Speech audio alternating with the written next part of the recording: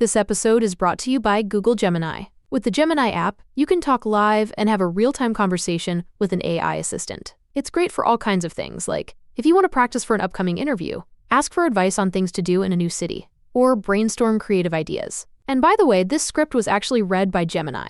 Download the Gemini app for iOS and Android today. Must be 18 plus to use Gemini Live. 70,000 people are here, and Bob Dylan is the reason for it. Inspired by the true story. For anyone who's gonna hold your attention on a stage, you have to kind of be a freak. Are you a freak? Hope so. And starring Timothée Chalamet as Bob Dylan. He defied everyone. Turn it down! Play loud! To change everything.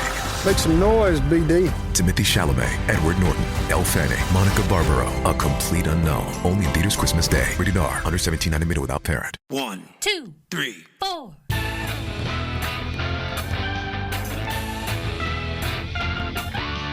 Monster movie. Fun time, go! Monster movie. Fun time, go. Monster Movie. Fun time. Go! Monster movie. Fun time, go. With Precious D and Honeybee. Fun time, go! Merry Christmas, everybody. Merry Christmas, Honeybee. Merry Christmas. Welcome, everyone, to our Christmas special for this year, 2024. This is Monster Movie Fun Time Go, and I am one of your hosts, Precious D. And I am the other one of your hosts, Honey Bee. And if you don't celebrate Christmas, that's okay. We're still happy you're here. Happy holidays. You know what I want for Christmas, Honeybee? Your two front teeth? No, I still have those. I want everybody listening to this show to like and subscribe and rate and review us on whatever thing you're listening to us on. And That's a good one. Maybe even consider supporting us on Patreon at patreon.com/MMFTG, because we need to quit our day jobs. Yeah. So job.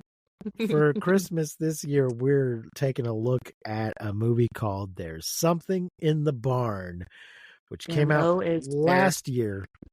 But this year you can watch it on Netflix. This is a Norwegian horror comedy. It was directed by Magnus Martins, written by Alexander Kirkwood Brown. It is from 4 different production companies: 74 Entertainment, XYZ Films, Charades, and Dawn Films. Distributed by Scandinavian Film Distribution. It's 100 minutes, and the box office was 1.3 million. I don't have a budget, but I think it probably just had a limited release and then went to streaming stuff, digital and whatever. The cast. So it's a Norwegian film, but it's in English, and it stars a bunch of Americans that have just moved to Norway. So our cast is Martin Starr as Bill Nordheim, Amrita Akaria as Carol Nordheim, Kira Shaw as Main Elf. He is not Norwegian. Towns Booner as Lucas Nordheim, Zoe Winther Hansen as Nora Nordheim, Callie Helvang Larson as Tor Age, Henrietta Steinstrup as Liv, Jep Black Larson as Raymond, Edgar Wagen as Eric, Marianne Younger as Benta, Claire Dore as Jess, and Paul Monahan as Ancient Elf. I guess that was the other sort of boss elf. Yeah, that was the one with the really deep voice. Yeah. Oh God, what did it say that they were? I didn't make it. I thought I made a note about that, but I don't see anything in my notebook. About what? About the language they were speaking. I was watching I was watching it with the subtitles on, and whenever the elves were speaking their elf speak, it said Barn elvish. Yes, it said something like barn. It didn't say barn elvish, but it said something like that. Barnling or barnish or something like that. Speaking barnish, something along those lines. Yeah, it's a movie about barn elves. I don't watch a lot of Norwegian movies, but the ones we watch for this show are very much about Norwegian folklore, which makes sense. I suppose they make movies that are just mysteries or romances or slashers like anything else, but the ones I see are always very, very Norwegian specific, like the Trolls stuff we've seen. And this one's about barn elves, which are, I guess, a Norwegian thing. Honeybee, what did you think? What's your initial thoughts here on There's Something in the Barn? What? I was just not expecting this movie. Um, because I didn't really love it at first, but as shit like got started and shit started getting crazy, I was like, oh, this is actually pretty fucking good. But I don't know, barn elves, like, oof, creepy. So I mean, it was good in the sense of like, yeah, that is terrifying. And I love that well, okay, so the scene in the beginning of the movie where there's like the moose and we kind of like are being introduced to like the American family, the like acting in that first scene, I was like, okay, it's very like Scooby-Doo. Like when the dad runs, he like puts both of his arms directly in front of him with like his hands kind of like, slack, and he's just like he's a cartoon. So I was like, oh, I don't know how I'm gonna like this with but I am a sucker for like a horror comedy, so I was like, okay, I'm keeping an open mind because I feel like this is kind of, you know, in my wheelhouse, but I don't know. I think it was done well and it gets better as you go. But Right. I kind of struggled through the beginning a little bit. Okay. I think this movie is similar to Leprechaun in that I'm thinking in Norwegian culture, barn elves are not normally a terrifying, murderous thing. They're just sort of a cute little, like leprechauns. We think of Lucky Charms and, if I can catch it, he'll give me his pot of gold, not he's going to murder me for taking his gold. And I think barn elves are similar, like garden gnomes, Okay. Oh Yeah. well, we leave a bowl of milk out or porridge or whatever for the barn elf. It's a fun little thing. And oh no, the pitchfork's not where I put it. Oh, the barn elf must have moved it. That kind of thing. Rather than the barn elves will murder you if you don't follow the rules. They're taking a cute idea and turning it into something horrifying. I'm guessing it's not normally a horrifying thing in their. Well, the guy's selling little, in the market, he's selling little cute barn elves for people to take home. So, yeah, I think it's like if you made a horror movie about garden gnomes. I see. It's like, yeah, okay. It, like I said, it does get good, I feel like, but in the beginning I was kind of like, I don't know, how is this gonna get good, Right. I've got a very short premise here from Wikipedia, not a full breakdown. So I'll just read this quickly and then we'll see what we can remember. So I thought Mesta took notes in a different book. I don't know where they went. A family fulfills a father's dream of moving back to their ancestral family farm in Gudbrandsdalen, Norway. Their teenage daughter Nora is angry about leaving her friends behind. Carol, the stepmother, tries to put on a happy face for the family, while Bill, the naive father, is excited for the adventure and mostly oblivious to the obstacles. In their new home, Lucas stumbles on a strange creature living in the barn, revealed to be an elf. A local man tells Lucas about a local legend where humans must follow 3 very important barn elf rules. This was kind of Gremlins. which Lucas also tries to enlighten his family with. However, they ignore him and proceed to break all 3 rules, leading to gruesome consequences. So the movie actually starts with the grandfather, starts with a guy in Norway trying to burn down the barn. Yeah, It's it's his obvious. uncle. Yeah, his uncle, yes. It's obvious some shit's gone bad, and he's like, I'm just going to burn down the barn. But the barn elf, which we don't see yet, gets to him and like puts him through a thresher or something, some farm equipment. He ends up dead. So it's not just that the family moved to Norway, they have inherited the farm from the dead uncle. Right. But he does talk about, and I think maybe it's his great uncle. He talks about his Yeah. grandfather having come from Norway. So this is his grandfather's brother, I guess. And he used to talk about it all the time. And so he, rather than just trying to sell the inheritance, he wants the family to move there and live there. And they're going to try and turn the barn into a bed and breakfast. Mm-hmm. We also get a little bit of a blended family here. Like the mom is actually the stepmom. Yes. Yeah. And it seems like she's been the stepmom for a while, though. Yeah, for sure. It's not a brand new marriage. Their mother's been dead, I think. But the teenage daughter's acting like a teenage daughter, and of course she doesn't want to leave all her friends and move across the ocean. So she's very resentful. The son seems fine with it.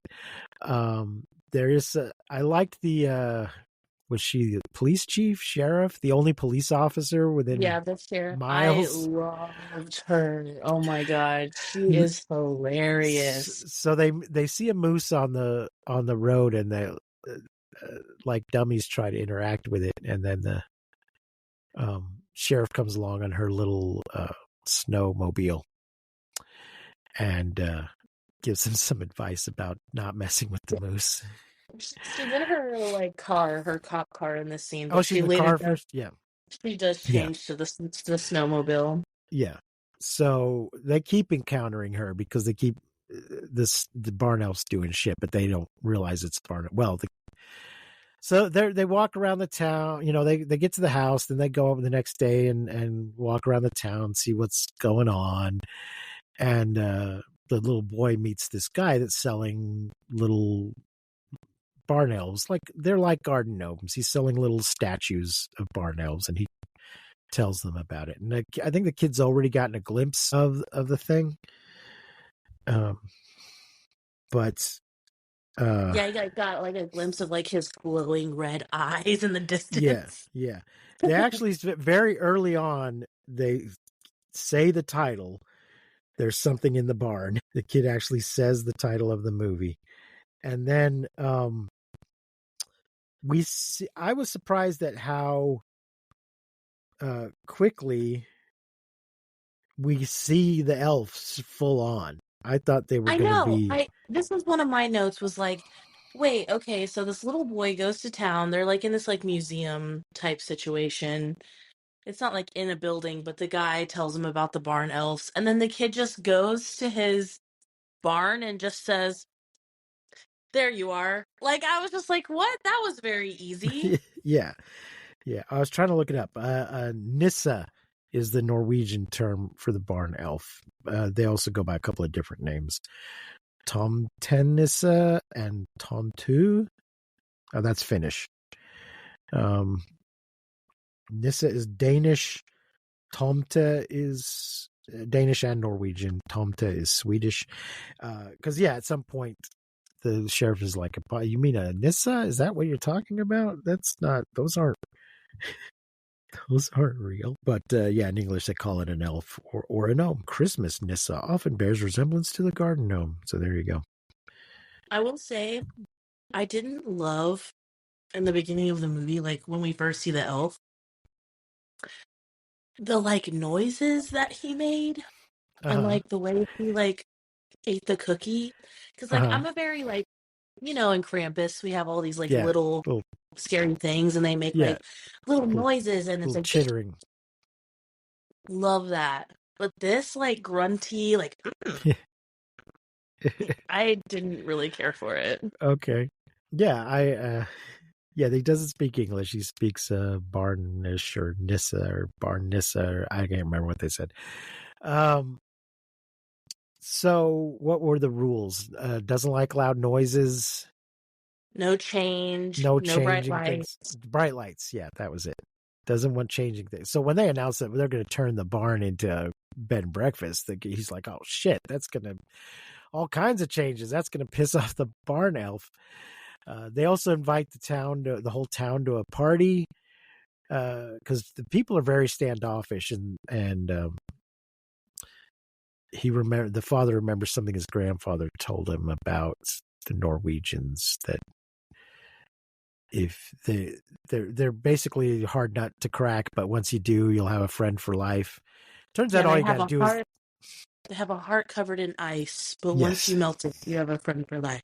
yeah, and apparently all you need to do is get them over to your house and get them drunk, Liquor and them up. they open up because they're all being very stiff sitting around the dinner table. But once they get a few drinks in them, it's a party. But it's a loud party, and the barn elf does not like it. And the barn elf gets just progressively more belligerent. The kid's able to placate him with cookies and stuff, Well, and he does because at this. first he does like things like the dad's like, I'm gonna go outside and snuggle the show. It's not gonna shovel itself. And then Yeah, he walks outside. And it's like it shoveled itself because the yes, barn elf, the kid, like fed him cookies.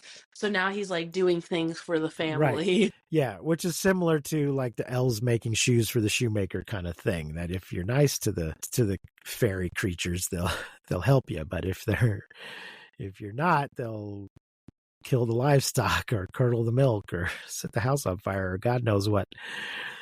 So yes, it's helpful at first, but then it starts getting mad when they make too much noise, and then when they start trying to change things. And at one point, it kills a guy dressed as Santa Claus and strings him up.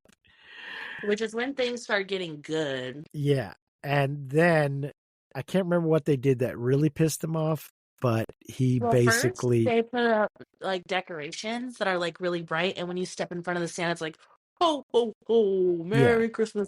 There's like bright lights. It's like decoration. And yeah, this is another reason why we call the cop, which I just love her. I love how yeah, she makes fun of the Americans, yes, and like just the things she says are just so funny. But then they have the party, and it's like loud and stuff, but then the teenage daughter, who's also one of my favorite people in this movie, um pukes in his eyes. no, yeah, that'll do it. That'll do it. Yeah, the elf tears down all the decorations at one point, and he thinks, well, he doesn't know what, but the police woman's just like, it's probably just teenagers playing pranks, and Yeah, but she's like, "Oh, what let am I me going to take do? some fingerprints and Yeah, call the forensics," and then she just busts out laughing, like, yeah. "Hey, stupid Americans!" There's also a couple points in this film where they ask someone if they have a gun, and they're like, "No, we're not Americans. We don't." She has one, but she keeps it back in the car. She doesn't carry it on her all the time. The other guy just doesn't have one at all. It's like, it's not And they America. each say something. They each say something like, I think the guy's like, "We don't just walk around shooting each other Yeah. in the faces." Yes, yes. Although, I mean, they are living kind of out in the woods. It wouldn't be unreasonable for them to just have hunting rifles, but apparently they don't. So, or just something to keep the moose and the bears away, a shotgun to just scare away a moose, but they do not. So at some point the elf gets but first the boy does something about putting his hand on his heart to say, like, indicate friend or something, I'm your friend, yeah. which becomes important later. So at some point they piss him off, and it might be the vomit that does it so much that he summons a bunch of other elves. I did not see this coming. Yeah, me either. So there's, I guess, a tunnel system underneath the barn that connects to other barns or to the elf realm, the fairy realm, or whatever, because he makes a loud noise, a sound, a moaning or whatever, blows the elf horn and summons a bunch of other Nissa. And that's when things get really bad, because they just lay siege to the house. And at one point, the mother and daughter are holed up in the bedroom while the father and son try to go for help. Which this is after the police officer gets annihilated by the snowmobile and the elf combo. Yes. Oh, yeah. I was sad that she got wiped out, but she gets her blood on the snow. Apparently there wasn't snow when they were filming it, and they had to bring it down from the mountains. Oh wow! And import the snow from the mountains. So they try to get help. Does an elf get hit by a truck at one point during this? Many elves get hit by so many things. There's a snowmobile sled chase between them and a couple of the elves. Elf gets hit by a truck, or does the moose get hit by the truck? I don't remember. They run into the moose again. Yeah, the moose gets out of the way. Okay, the moose gets out of the way. The elves get hit. They a lot of elves die. Many elves were harmed in the making of this motion picture. They get to the house of the guy that told them about the barn elves. Told them how to make porridge. You didn't know what porridge was. That whole scene was kind of funny. Porridge, you don't know what porridge is? No, and he explains how it's made. He's like, I know what porridge is like. You do now because I've explained it to you. Then the dad eats the porridge, so there's no reconciliation in sight, because that's the only way you can reconcile with an elf. That's unless, hand gestures. Yes, Dad eats the porridge out of the fridge. He's like, that was for the barn elf. It was really good. That's what pisses him off, because the dad makes some sort of dish like fitzel or oh no, no, lutefisk. Yeah, it's that is like the stereotypical Norwegian dish. What is the Scottish one? I was going to say similar to the sheep's bladder stuffed with things that the Scottish are known for eating. That's what everybody thinks of. Lutefisk it's a fish thing, but the fish is kind of pickled or putrid. It sounds disgusting. The way it's made just sounds disgusting to me. But so yes, instead of porridge, which is a nice kind of maybe sweet dish because you might put sugar on it or whatever, he gives him lutefisk because that's all there is, which is. And he's like, "This is the last straw." Yeah, it's basically you were expecting oatmeal with cinnamon and sugar, and you got sardines instead. That's when he really loses his shit. Anyway, they get to the guy. I can't remember which guy was that. He's the guy who owned the museum at the beginning, who was right, like... No, I meant his name. I was trying to remember his name. Tor. I think he was Tor Age. I'm not sure. I think he was Tor. Yeah. Anyway, they try to get help from him, and he's like, we don't shoot each other in the face. We should negotiate. Peace talks. We should have peace talks with the elves. And he tries to negotiate a peace with the elves. Several times, which is hilarious. Yes. And I think it eventually works. It does eventually work, but he does get shot first. yes, but he survives. So, in the end, a lot of elves get killed, but they manage to make peace with the elves. But what I don't get is because before we make peace with the elves, what I don't understand about this is and this kind of is the same vibe as we're already seeing the full elf, okay, is that all of a sudden the little boy looks at the elf and he's like, we're friends, remember? And the elf is like, oh yeah, I called all of these people here, all my little family here to kill you, and then you killed all of them, but we are friends, you're right. I'm gonna switch sides again and help you guys. There is a point when there's a point when the main elf is looking around at what all the others are doing and kind of seems like he's thinking, fucked up. Yeah, he kind of seems like, oh, this is more than I meant to do. This is not really what I wanted. This was a mistake. It is funny when the elves get really drunk, though. Yeah. Again, very Gremlins. It's all very Gremlins with the rules and just the multiplying. because they don't follow the rules, they end up with a whole bunch of elves. And the original elf is not happy about this, even though he did summon them. So I do think it structurally has similarities to Gremlins. But in an American film, they would have just wiped out. The solution would have been to wipe out all of the elves. And to me, this is very Norwegian. If we can assume that Tor is actually accurately representing Norwegian culture, that they do come to an agreement in the end and make peace rather than well, the barn does get burned down at some point, but they rebuild it. Don't they? The house burns up. There's a fire at some point, isn't there? Yeah, it's the barn.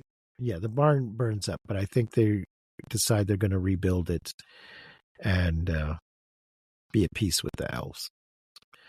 So, yeah, they take the elf to the guy's like museum place, and they're like, "Here, you can live with all the fake barn elves." Right, that's right. They find a place for him to live, where he'll be happy and where the rules will be observed. They put him on a reservation, I guess. Maybe that isn't a very American ending. Stick him on the elf reservation. Oh my god. All right. So, Honeybee, what are you going to rate There's Something in the Barn? I'm going to give it 4 stars. It did pick up for me once people started dying and there was blood. I was like, okay, I'm happy. This episode is brought to you by AWS. Amazon Q Business is the new generative AI assistant from AWS. Many tasks can make business slow, like wading through mud. Help! Luckily, there's a faster, easier, less messy choice. Amazon Q can securely understand your business data to help you streamline tasks, like summarizing quarterly results or doing complex analyses in no time. Q got this. Learn what Amazon Q Business can do for you at aws.com/learn more. This episode is brought to you by Amazon Prime. There's nothing sweeter than baking cookies during the holidays. With Prime, I get all my ingredients delivered right to my door, fast and free, no last-minute store trips needed. And of course, I blast my favorite holiday playlist on Amazon Music. It's the ultimate soundtrack for creating unforgettable memories. From streaming to shopping, it's on Prime. Visit Amazon.com/Prime to get more out of whatever you're into.